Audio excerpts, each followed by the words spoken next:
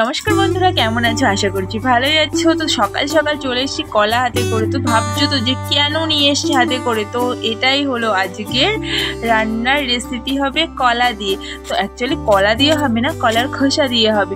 এখন যা সবজির দাম কি বলবো, আমাদের তো গ্রামে বাড়ি, পুরো মানে মাঠে সব সবজি সবার তলিয়ে গেছে বৃষ্টির জলে।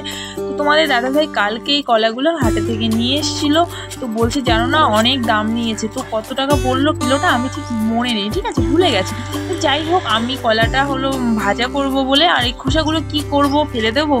সত্যি কথা বলতে কি খুব কষ্ট হচ্ছিল ফেলে দিতে। তারপরে ভাবলাম না, এই কলার খোসা দিয়ে একটু রেসিপি তৈরি করে ফেলি। তারপরে দেখো, ভালো করে কলার খোসাগুলো আমি ধুয়ে একটু নুন আর একটু জল দিয়ে আমি গ্যাসে এটাকে সিদ্ধ দিয়ে দেবো। তো গ্যাসে সিদ্ধ দিয়ে তারপরে দেখো যেটা আমার লাগবে সেটা হলো আদা, কিছুটা আদা কুচি, কিছুটা রসুন কুচি, একটু কালো জিরে, আর একটু লঙ্কা আর পেঁয়াজ, আর সিদ্ধটা দিয়ে আমার শাশুড়িমাকে বললাম, মা তুমি একটু এগুলোকে একটুখানি মিক্সড করে দাও না। তো মা বললো যে ঠিক আছে। আর কি বলো তো, আমাদের বাড়ি না মিক্সি ছিল, তো মিক্সিটা নষ্ট হয়ে গেছে, ওই কারণে আমার হাতেও একটু ব্যথা, তাই মাকে দিয়ে বললাম এটা বেটে দিতে। মা দেখো সুন্দর করে বেটে দিল।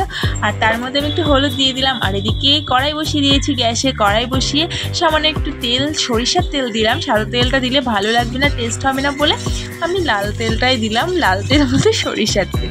তো সরিষার তেল দেওয়ার পরে তেলটা গরম হওয়ার পরে আমি এর মধ্যে দিয়ে দিলাম একটা লঙ্কা। তো লঙ্কাটা দিয়ে এবার ভালো করে লাল লাল করে ভেজে নিয়ে আমি ওই বাটাটা, পেস্টটা যেটা বেটে রেখেছি, ওই পেস্টটা এর মধ্যে দিয়ে দিলাম। দিয়ে ভালো করে নাড়াচাড়া করে হলুদের সাথে ওটা মিশিয়ে দিলাম। মিশিয়ে দেওয়ার পরে এরকম অনবরত কিছুক্ষণ নাড়তে হবে, কারণ কি ওটা নিচে যাতে না লেগে যায়। তো বন্ধুরা কি বলো তো, আমি কোনোদিন খাইনি, ফার্স্ট টাইম আমি করছি। মানে সবাই শুনেছি কলার খোসা বাটা নাকি খুব টেস্টি হয়, তো আমি আজকে ট্রাই করে দেখলাম।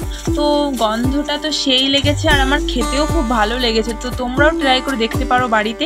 তো কোনো কিছু নষ্ট না করে এভাবে একটা রেসিপি তৈরি করে ফেলো তাড়াতাড়ি।